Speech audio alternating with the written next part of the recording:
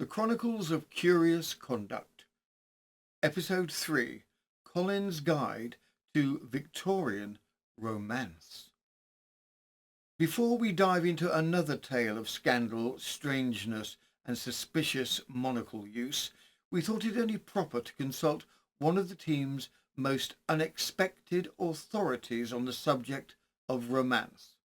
He may not speak much, or at all, but don't let his prickly exterior fool you.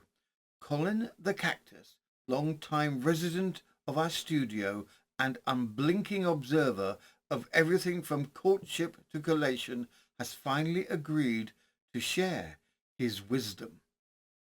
So, if you've ever wondered how to woo a Victorian widow with questionable taste in moustaches, or how to survive rejection with dignity and lace cuffs, this one's for you. Settle in, take notes at your own risk, and allow us to present through Colin himself a guide to Victorian romance. Lesson 1. Courtship is essentially a duel in gloves. In Victorian Britain, to court someone not so much an act of affection as it was a logistical operation involving chaperones, stern aunts, and long pauses in conservatories. Colin recommends a properly folding calling card, a potted plant, not himself he hastens to add, and no less than 3 sighs per letter, real or implied. Avoid proposing too early, proposing too late, proposing after your beloved has already married someone else and moved to Hampshire with a clergyman named Bartholomew. Lesson 2. The power of the love letter. Victorians adored a well-crafted letter. Some were so long they required postage on both ends and a tea break halfway through. Colin's advice: keep it mysterious. Use phrases like, "Your presence lingers in the parlour of my thoughts. I remain tremblingly yours, even on Tuesdays. The roses bloom, but not so fiercely as my regard for your sister's governess."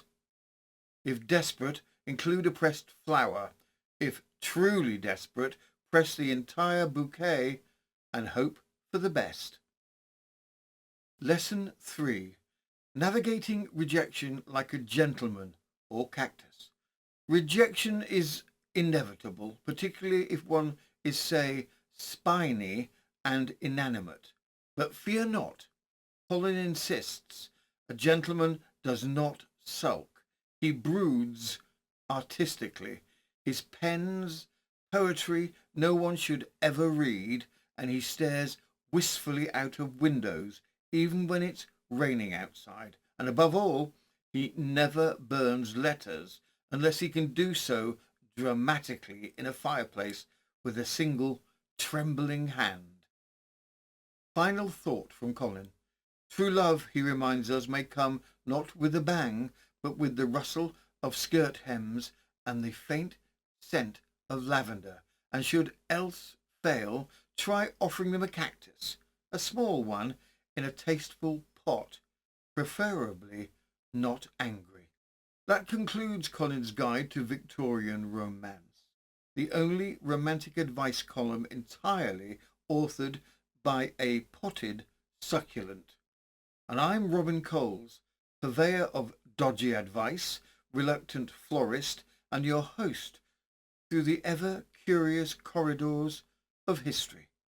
For more slightly unreliable insights into the romantic arts, scandalous sock thefts, and dramatic cabaret retirements, may we gently direct you to our Ko-fi parlour. The link is in the show notes below.